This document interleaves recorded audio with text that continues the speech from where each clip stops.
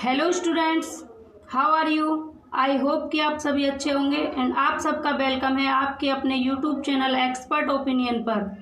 तो स्टूडेंट्स, आज के सेशन में हम डिस्कस करेंगे बाल विकास के सिद्धांत से महत्वपूर्ण प्रश्नोत्तर। ये क्लास आपकी रिवीजन क्लास होगी और यदि इसकी थ्योरी या डिटेल में बात करें तो इसके डिटेल में हम बात कर चुके हैं बाल विकास के सिद्धांत के बारे में। यदि आपने वह सेशन नहीं देखा है तो आप हमारे चैनल पर जाकर उस सेशन को देख सकते हैं। तो स्टार्ट करते हैं सेशन बिना किसी देर के। लाइक शेयर एंड सब्सक्राइब आप लोग कर चुके होंगे। यदि चैनल पे पहली बार आए हैं तो चैनल को सब्सक्राइब करना ना भूलें। साइड में बेल आइकन को प्रेस करके ऑल पर क्लिक करें जिससे आने वाली सभी वीडियोज की नोटिफिकेशंस आपको मिल सके।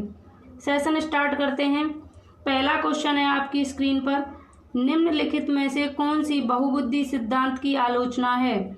ऑप्शन, बहुबुद्धि केवल प्रतिभाएं हैं जो पूर्ण रूप से बुद्धि में विद्यमान रहती हैं। बहुबुद्धि शिक्षार्थियों को अपने रुझान को खोजने में मदद उपलब्ध कराती हैं। यह व्यावहारिक बुद्धि पर आवश्यकता से अधिक बल देती हैं।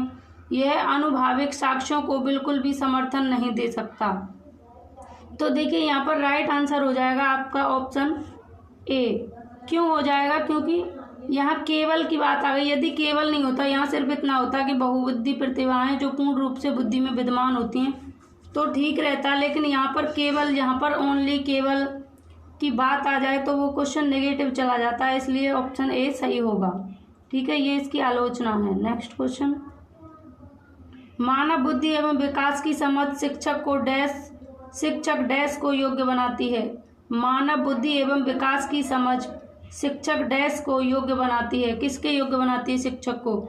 निष्पक्ष रूप से अपने शिक्षण अभ्यास, शिक्षण के समय शिक्षार्थियों के संवेगों पर नियंत्रण बनाए रखने में, विविध शिक्षार्थियों के शिक्षण के बारे में स्पष्टता, या फिर शिक्षार्थियों को यह बताने कि वह अपने जीवन को कैसे सुधार सकते हैं।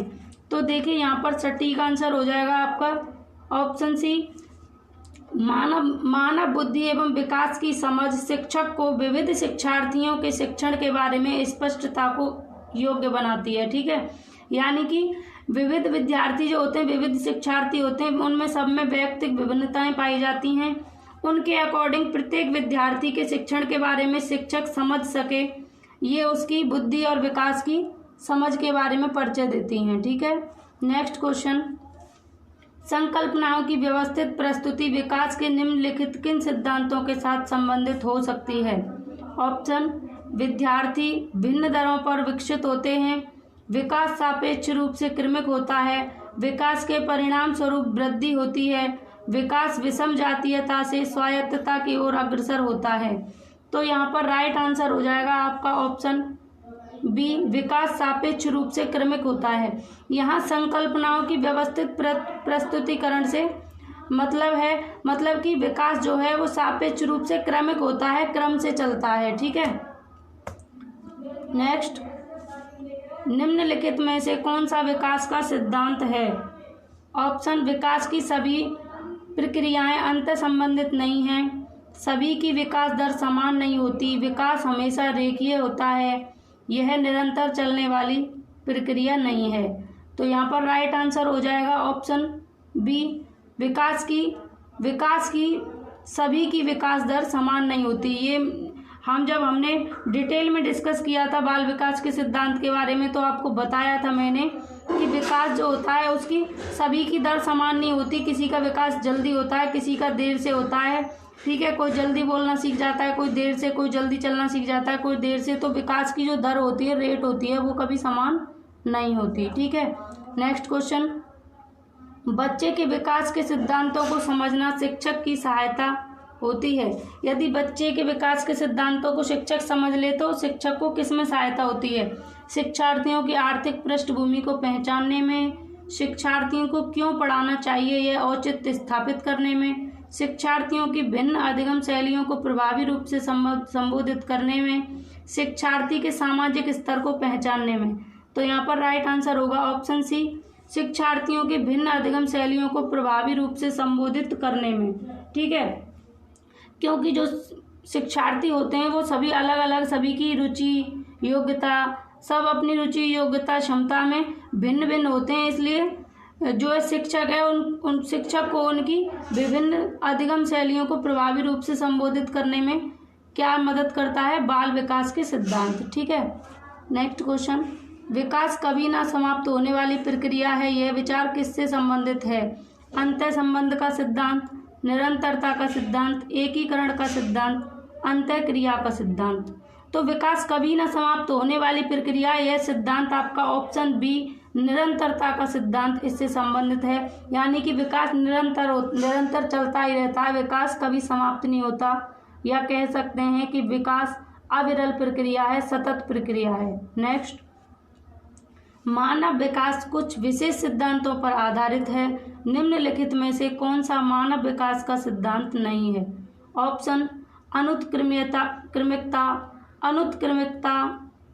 अनुक्रमिकता, सामान्य से विशिष्ट, प्रतिवर्ती, निरंतरता। तो यहाँ पर राइट आंसर हो जाएगा प्रतिवर्ती। अनुक्रमिकता होती है, ठीक है, सामान्य से विशिष्ट की ओर चलता ही है, निरंतर चलता है, लेकिन प्रतिवर्ती नहीं होता, पलटा भी नहीं होता। विकास पलट नहीं सकता, ऐसा नहीं हो सकता कि आपका पहले आपके पैर विकसित हो जाएं फिर आपका सिर विकसित हो, या फिर ऐसा नहीं हो सकता कि पहले आप चलना सीख जाएं और बैठना बाद में सीखें। पहले आप बैठना ही सीखेंगे, बच्चा पहले क्या करेगा, बैठना सीखेगा और फिर चलना। ठीक है, नेक्स्ट, निचली कक्षा में शिक्षक की खेल पद्धति मूल रूप से आधारित है। ऑप्शन शारीरिक शिक्षा कार्यक्रमों के सिद्धांत हैं, शिक्षण पद्धतियों के सिद्धांतों पर, विकास एवं वृद्धि के मनोवैज्ञानिक सिद्धांतों पर, शिक्षण के समाज शास्त्रीय सिद्धांत। तो जो निचली कक्षा में शिक्षण की खेल पद्धति मूल रूप से किससे संबंधित है? तो आपका राइट आंसर होगा यहाँ पर ऑप्शन सी, विकास एवं वृद्धि के मनोवैज्ञानिक सिद्धांतों पर। निचली कक्षाओं में जो प्राइमरी लेवल है वहाँ पर खेल में पढ़ाने की या खेल पद्धति के थ्रू पढ़ाने की बात एनसीएफ करता है। तो ये क्यों करता है? क्योंकि बाल विकास एवं वृद्धि के मनोवैज्ञानिक सिद्धांतों के आधार पर, क्योंकि बच्चा खेल में जल्दी सीखता है, ये मनोवैज्ञानिक सिद्धांत कहते हैं। जैसे आपके फ्रॉवेल ने दिया था उद्यान, उनका किंडरगार्टन था, मारिया मॉन्टेसरी थी, उन्होंने भी कहा था कि बच्चों को खेल में सिखाना चाहिए।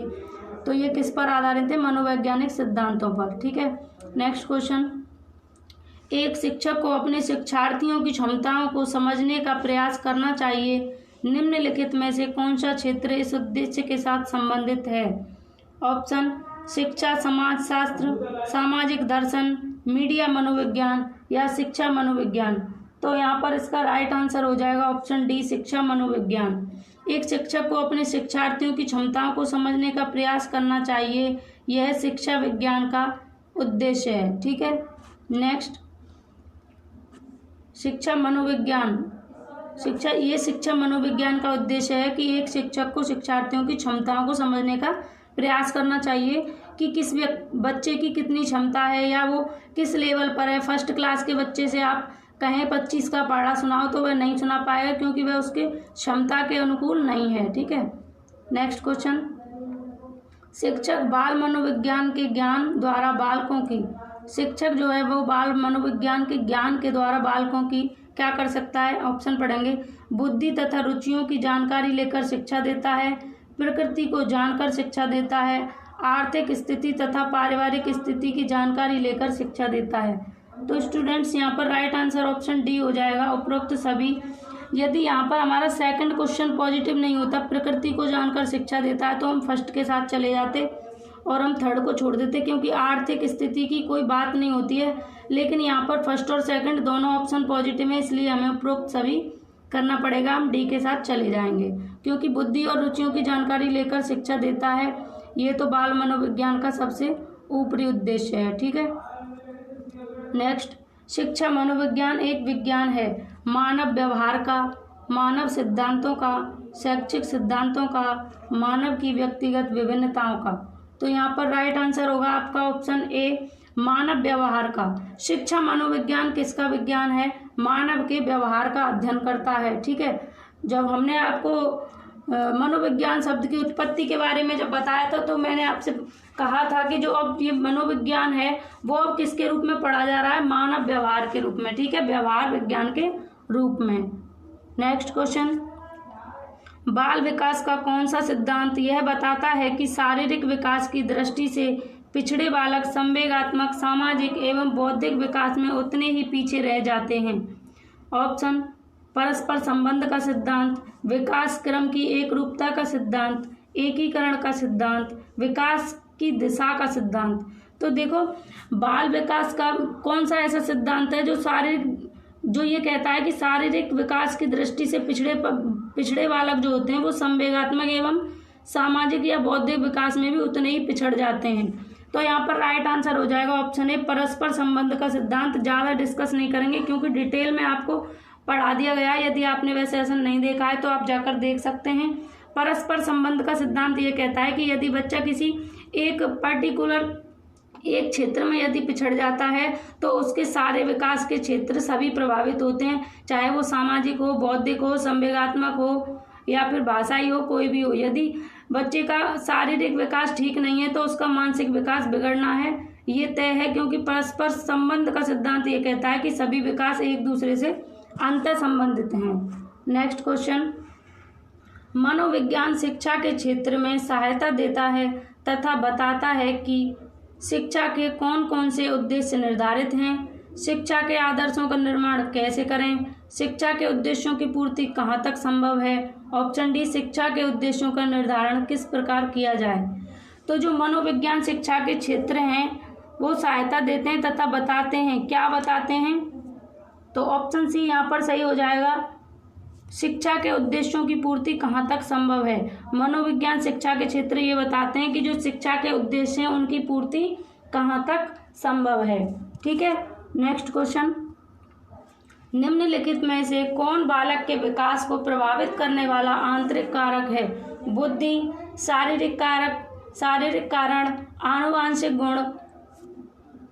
ऑप्शन है इसके केवल ए एवं बी, केवल सी या ये सभी। तो इसका राइट आंसर हो जाएगा ऑप्शन डी, ये सभी, क्योंकि बुद्धि भी आंतरिक कारक का काम करती है। शारीरिक कारण मतलब मान लो शरीर में यदि कोई बीमारी हो गई, कोई डिसीज हो जाती है तो ये भी आंतरिक कारण होगा, अंदर से प्रभावित करेगी। आनुवांशिक गुण भी आंतरिक होते हैं। नेक्स्ट, निम्नलिखित में से कौन बालक के विकास को प्रभावित करने वाला बाह्य कारक है? आपको बाह्य और आंतरिक कारक पे यदि डिटेल में अगर सेशन चाहिए तो आप कमेंट सेक्शन में बताएंगे, हम फिर डिटेल में इसके लिए लेकर आएंगे टॉपिक अलग से। ठीक है, निम्न में से कौन बालक के विकास को प्रभावित करने वाला बाह्य कारक है? आर्थिक स्थिति। ऑप्शन है इसके आर्थिक स्थिति, सामाजिक स्थिति, जीवन की घटनाएं। तो ए और बी दोनों, बी एवं सी, ए और सी या ये सभी। तो इसका राइट आंसर क्या होगा स्टूडेंट्स? राइट आंसर होगा इसका ये सभी। देखो, आर्थिक स्थिति व्यक्ति की यदि विकास को प्रभावित कर रही है तो ये बाह्य कारक है, सामाजिक स्थिति भी बाह्य कारक है और जीवन की घटनाएं भी बाह्य कारक में आती हैं, इसलिए उपरोक्त सभी यहाँ पर सही हो जाएगा। नेक्स्ट क्वेश्चन, निम्नलिखित में से किसका विकास अधिक होगा? शारीरिक रूप से विकलांग बालक, सामाजिक आर्थिक रूप से संपन्न बालक, आर्थिक रूप से संपन्न बालक, उपरोक्त में से कोई नहीं। तो यहाँ पर ज़्यादा बेहतर अगर ऑप्शन की बात करें तो हमारा ऑप्शन बी ज़्यादा बेहतर रहेगा, सामाजिक आर्थिक रूप से संपन्न बालक। यदि कोई बालक है वह सामाजिक रूप से भी संपन्न है और आर्थिक रूप से भी संपन्न है तो उसका विकास क्या है? अधिक होगा, अधिक होने के पूरे चांस रहते हैं। नेक्स्ट क्वेश्चन, बाल विकास का निम्नलिखित में से कौन सा सिद्धांत यह बताता है कि लगभग बालकों के गत्यात्मक और भाषाई विकास में एक निश्चितता, प्रतिमान और क्रम दिखाई पड़ता है? ऑप्शन, निरंतरता का सिद्धांत, विकास क्रम की एक रूपता का सिद्धांत, एकीकरण का सिद्धांत, विकास की दिशा का सिद्धांत। तो यहाँ पर राइट आंसर क्या हो जाएगा? ऑप्शन बी, विकास क्रम की एक रूपता का सिद्धांत। देखो, बाल विकास का जो बाल विकास की एक क्रम की एक रूपता का सिद्धांत है, यह ये बताता है कि लगभग बालकों के गत्यात्मक और भाषाई विकास में एक निश्चित प्रतिमान और क्रम दिखाई देता है। जैसे गत्यात्मक की बात करें तो ये पता होता है कि बच्चा जब थोड़ा थोड़ा बैठने लग जाता है तो क्या होता है, वो खिसकने की कोशिश करता है, तो गत्यात्मक प्रतिक्रियाएं पता होती हैं कि अब ये खिसकने लगेगा पेट के थ्रू या फिर पैरों के थ्रू। फिर पता रहता है कि अब ये ऐसे करने लग गया, उसके बाद बच्चा चलने लगेगा या पैरों पर खड़े होने लगेगा। तो तो विकास का जो क्रम है ना, उस क्रम की पता रहती है, तो इसलिए विकास क्रम की एक रूपता का सिद्धांत। और जैसे भाषा की बात करें, भाषाई विकास की, तो सबसे पहले वह एक शब्द बोलना सीखता है, एक ही लेटर बोलना सीखता है, फिर एक शब्द बोलने लगता है छोटा छोटा, फिर थोड़े छोटे छोटे वाक्य बोलने लगता है। इसलिए भाषाई विकास में भी एक निश्चित क्रम दिखाई पड़ता है। ठीक, ऐसा नहीं है कि शुरू में ही वह बड़े बड़े वाक्य बोलने लगे, नहीं, एक क्रम में बोलता है। ठीक, नेक्स्ट क्वेश्चन, बाल विकास के विभिन्न आयामों की जानकारी शिक्षकों के लिए क्यों आवश्यक है? ऑप्शन, बालक की समस्याओं का निदान करने के लिए, बालक के लिए उपयुक्त शिक्षण विधि अपनाने के लिए, बालक के लिए उपयुक्त शैक्षिक वातावरण के निर्माण के लिए। ऑप्शन इसके केवल ए, केवल बी, केवल सी या ये सभी। तो यहाँ पर राइट आंसर हो जाएगा स्टूडेंट्स ऑप्शन डी, ये सभी। बाल विकास के विभिन्न आयामों की जानकारी शिक्षकों के लिए क्यों आवश्यक है? देखिए, बालक की समस्याओं का निदान करने के लिए भी उन्हें बाल विकास के सिद्धांतों के या बाल विकास की समझ का होना जरूरी है, तभी तो वे बच्चों की समस्याएं क्या हैं, इनका निदान कर पाएंगे। ठीक। नेक्स्ट, बालक के लिए उपयुक्त शिक्षण विधि अपनाने के लिए, बच्चे के बाद जब बाल विकास पढ़ चुके होंगे आप लोग, तभी तो बच्चे को जाकर विद्यालय में समझ पाएंगे कि उसकी रुचि क्या है, उसकी क्षमताएं क्या है, उसे किस चीज़ की कब ज़रूरत है, कौन सा अधिगम कब देना है। ठीक, बालक के लिए उपयुक्त शैक्षिक वातावरण निर्माण के लिए, जब बाल विकास की समझ होगी तभी आप बच्चे के लिए उपयुक्त वातावरण का निर्माण कर पाएंगे। नेक्स्ट क्वेश्चन, बाल मनोविज्ञान में अध्ययन किया जाता है बालक के जन्म से लेकर बाल्यावस्था तक का, बालक के जन्म से पूर्व गर्भावस्था से लेकर किशोरावस्था तक का, बालक के जन्म से लेकर प्रौढ़ावस्था तक का, बालक के जन्म से लेकर युवावस्था तक का।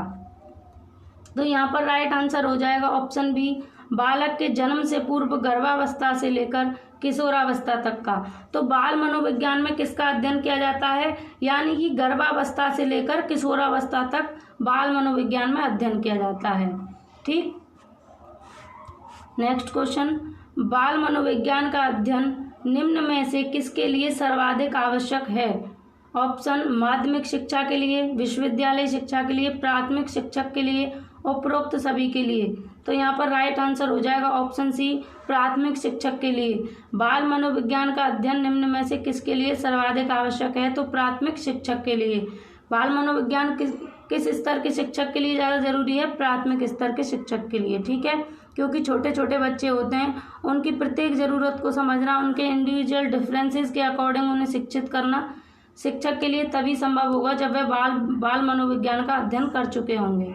नेक्स्ट क्वेश्चन, बाल विकास का कौन सा सिद्धांत यह बताता है कि जिन बच्चों में औसत से अधिक वृद्धि होती है वे शारीरिक, सामाजिक एवं संवेगात्मक विकास में भी काफ़ी आगे बढ़े हुए पाए जाते हैं? परस्पर संबंध का सिद्धांत, विकास क्रम की एकरूपता का सिद्धांत, एकीकरण का सिद्धांत, विकास की दिशा का सिद्धांत। ये क्वेश्चन पहले भी आ चुका है, इसलिए इसका राइट आंसर होगा परस्पर संबंध का सिद्धांत, और इस पर ज़्यादा डिस्कशन करने की ज़रूरत नहीं है, पहले कर चुके हैं। नेक्स्ट क्वेश्चन, निम्न में से किसे बाल मनोविज्ञान की उपयोगिता के अंतर्गत नहीं रखा जा सकता? किसको बाल मनोविज्ञान की उपयोगिता के अंतर्गत नहीं रखा जा सकता? बालक के भविष्य के बारे में पूर्व कथन में सहायक, बाल निर्देशन में सहायक, शिक्षक की आर्थिक प्रगति में सहायक, बालकों के व्यक्तिगत विकास को समझने में सहायक। तो यहाँ पर ऑप्शन सी सही हो जाएगा, शिक्षक की आर्थिक प्रगति में सहायक। तो शिक्षक की आर्थिक प्रगति में सहायक बाल मनोविज्ञान की उपयोगिता के अंतर्गत नहीं आता है। ठीक है, यहाँ शिक्षक से मतलब नहीं है, सिर्फ बच्चे से मतलब है बाल मनोविज्ञान यदि पढ़ रहे हैं तो। नेक्स्ट, निम्न कथनों में से मानव विकास के संबंध में कौन सा कथन सही है? सामान्य से सामान्य की ओर, सामान्य से विशिष्ट की ओर, विशिष्ट से सामान्य की ओर, विशिष्ट से विशिष्ट की ओर। तो राइट आंसर हो जाएगा ऑप्शन बी, सामान्य से विशिष्ट की ओर। सामान्य से विशिष्ट की ओर मानव विकास के संबंध में सही है। ठीक है, विकास हमेशा सामान्य से विशिष्ट की ओर चलता है, सामान्य चीज़ें सीखता है बच्चा पहले, फिर विशिष्ट की ओर बढ़ता है। जैसे आपने देखा होगा, बच्चा किसी चीज़ को पकड़ने के लिए पहले पूरे शरीर से खिसकता है, लेकिन धीरे धीरे अपने हाथों से और हाथों के बाद फिर अपनी उंगलियों से कंट्रोल उस पर पा लेता है। तो पहले वह सामान्य क्रियाएं करता है और फिर एक विशिष्ट पर्टिकुलर अंग पर अपने पर काबू पा लेता है। नेक्स्ट क्वेश्चन, बाल विकास का निम्न में से कौन सा सिद्धांत यह बताता है कि बालक सबसे पहले अपने सिर और भुजाओं की गति पर नियंत्रण करना सीखता है और उसके बाद फिर अपने पैरों पर? तो ऑप्शन है विकास क्रम की एकरूपता का सिद्धांत, परस्पर संबंध का सिद्धांत, विकास की दिशा का सिद्धांत, एकीकरण का सिद्धांत। तो यहाँ पर राइट आंसर हो जाएगा आपका ऑप्शन सी, विकास की दिशा का सिद्धांत। तो देखिए विकास एक दिशा में होता है। ऐसा ही होगा कि पहले क्या है, सिर पे कंट्रोल पाएगा बच्चा, पहले अपने गर्दन को कंट्रोल करना सीखेगा, फिर अपनी भुजाओं को कंट्रोल करना सीखेगा और फिर उसके बाद अपने पैरों पर खड़ा होने लगेगा। तो ये एक दिशा में होता है और ये सभी बच्चों के साथ होता है, इसलिए विकास की दिशा का सिद्धांत। ठीक है, नेक्स्ट क्वेश्चन, बाल विकास का कौन सा सिद्धांत है जो ये बताता है कि एक बालक पहले पूरे हाथ को, फिर उंगलियों को और फिर हाथ और उंगलियों को एक साथ चला सकता है, एक साथ चलाना सीखता है। ठीक है, तो ऑप्शन परस्पर संबंध का सिद्धांत, सामाजिक अधिगम का सिद्धांत, एकीकरण का सिद्धांत, निरंतरता का सिद्धांत। तो यहाँ पर आपका राइट आंसर हो जाएगा ऑप्शन सी, एकीकरण का सिद्धांत। एकीकरण का सिद्धांत ये बताता है कि बालक पहले पूरे हाथ को चलाएगा, हाथ से किसी भी चीज़ को पकड़ने का प्रयास करेगा, पहले पूरे हाथ को, फिर उंगलियां चलाता है। हाथ और उंगली एक साथ नहीं चला पाता, लेकिन फिर क्या होता है, कुछ समय बाद हाथ और उंगलियों को एक साथ चलाने लगता है। तो ये किसका सिद्धांत कहता है? एकीकरण का सिद्धांत कहता है, क्योंकि वह फिर एकीकरण पा लेता है, कंट्रोल पा लेता है, एकीकृत हो जाता है अपने हाथ पर और उंगलियों पर एक साथ। ठीक है, एक साथ चलाना सीख जाता है, दोनों क्रियाओं को एक साथ करता है, तो एकीकरण का सिद्धांत। नेक्स्ट क्वेश्चन, विकास के संबंध में निम्न में से कौन सा कथन सही नहीं है? विकास की प्रक्रिया एक निश्चित दिशा में होती है। वृद्धि और विकास की क्रिया वंशानुक्रम और वातावरण का संयुक्त परिणाम है। सही है। किसी बच्चे में वृद्धि और विकास की गति को ध्यान में रखकर उसके आगे बढ़ने की डिजाइन रूपरेखा के बारे में भविष्यवाणी नहीं की जा सकती। या फिर विकास हमेशा सामान्य से विशिष्ट की ओर चलता है। तो देखो यहाँ पर राइट आंसर हो जाएगा आपका ऑप्शन सी, किसी बच्चे में वृद्धि और विकास की गति को ध्यान में रखकर उसके आगे बढ़ने की डिजाइन रूपरेखा के बारे में भविष्यवाणी नहीं की जा सकती। ये गलत हो जाएगा, ये सही नहीं है। तो यहाँ पर यही सही हो जाएगा। यही पूछा है कि कौन सा सही नहीं है, ये सही नहीं है, इसलिए यही सही हो जाएगा। बाकी के सब सही हैं तो गलत हो जाएंगे, क्योंकि क्वेश्चन कैसा है, नेगेटिव। आप नेगेटिव क्वेश्चन का ध्यान रखें, क्योंकि ज़्यादातर स्टूडेंट्स नेगेटिव क्वेश्चंस में ही गलती करके आते हैं, नेगेटिव क्वेश्चन उनके गलत हो जाते हैं। तो विकास के संबंध में क्या होता है कि जो बच्चे की वृद्धि और विकास जो होता है शुरुआती, तो उसको देखकर उसके बारे में भविष्यवाणी की जा सकती है, और यहाँ लिखा है नहीं की जा सकती, क्योंकि शुरुआती जो विकास होता है बच्चे का वह ये बताता है, शैशवावस्था में जो विकास होता है 90% वो ये बता देता है कि आगे चलकर बच्चे में कौन से गुण विकसित होंगे, वह किस तरीके की एक्टिविटीज़ करेगा और किस चीज़ में आगे निकलेगा, उसका शुरू में थोड़ा थोड़ा आइडिया लगाया जा सकता है, इसलिए उसकी भविष्यवाणी की जा सकती है। नेक्स्ट, विकास प्राणी में प्रगतिशील परिवर्तन है जो निश्चित लक्ष्य की ओर निरंतर निर्देशित होता रहता है। यह कथन किसका है? ऑप्शन हरलॉक, जीन पियाजे, ड्रेवर, फ्राइड। तो यहाँ पर राइट आंसर हो जाएगा आपका ऑप्शन सी, ड्रेवर। ड्रेवर ने कहा है कि विकास प्राणी में प्रगतिशील परिवर्तन है। विकास क्या है? प्राणी में प्रगतिशील परिवर्तन है जो निश्चित लक्ष्य की ओर निरंतर निर्देशित होता रहता है। ठीक, नेक्स्ट, बाल विकास के विभिन्न सिद्धांतों के आधार पर निम्न में से कौन से कथन सत्य हैं? ऑप्शन नहीं है ये। विकास की प्रक्रिया क्रमबद्ध रूप से आगे बढ़ती है। विकास धीरे धीरे एवं निश्चित समय पर होता है। एक ही जाति विशेष के सभी सदस्यों में विकास की कुछ समानताएं दिखाई पड़ती हैं। इसके ऑप्शन देखेंगे, केवल ए एवं सी, केवल बी, या फिर ये सभी। तो स्टूडेंट्स यहाँ पर आपका राइट आंसर हो जाएगा ऑप्शन डी, ये सभी। बाल विकास के विभिन्न सिद्धांतों के आधार पर ये सभी सत्य हैं, क्योंकि विकास की प्रक्रिया क्रमबद्ध रूप से आगे बढ़ती है, सही है।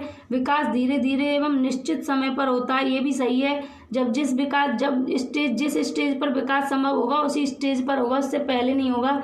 जैसा कि जीन पियाजे कहते हैं, ये उनके सिद्धांत के फेवर में चला जाएगा ये ऑप्शन।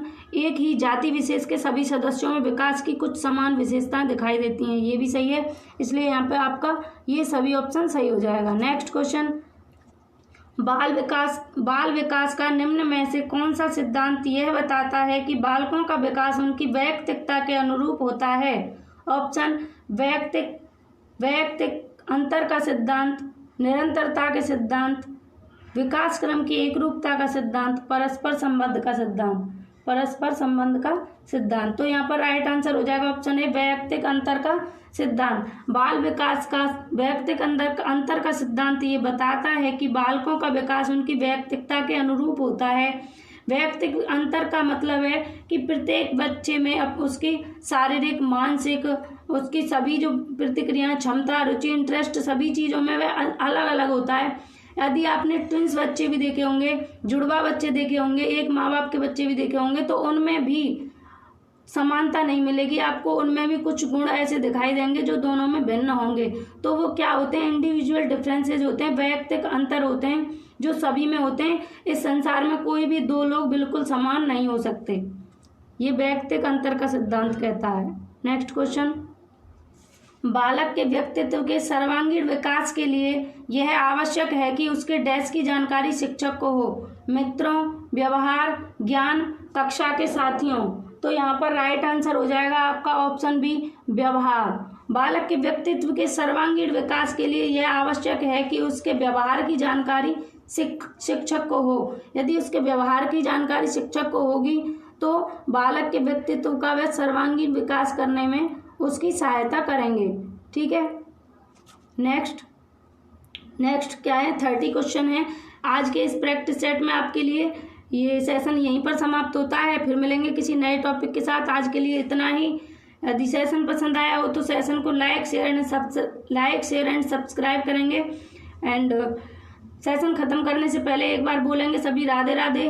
और आपने इसके डिटेल में यदि बाल विकास के सिद्धांत नहीं पढ़े तो उन्हें आप जाकर पढ़ सकते हैं। तो घर पर रहें, सुरक्षित रहें, अपना ख्याल रखें। Take care.